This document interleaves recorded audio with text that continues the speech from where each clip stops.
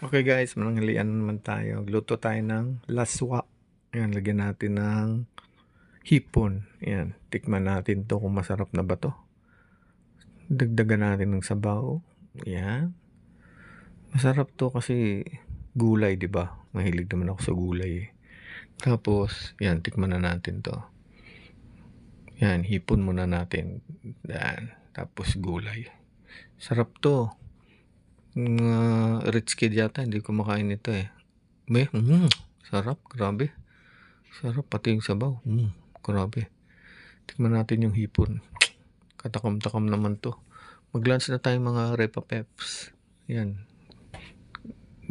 Sarap. Tapos nito, tirahin naman natin tong nilagang baka. Sarap to kasi malambot na rin to eh. Tapos nung gulay, dito tayo sa protein naman. Sarap to. Sarap ng sabaw, brat. Grabe. Lambot pa, di ba? Bilis lang tanggal, lambot. Lambot ng laman. Kaya masarap to. Para balanced diet ba?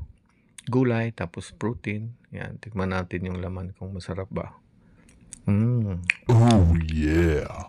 Oh, shit. Ang sarap. Lambot. Thanks for watching.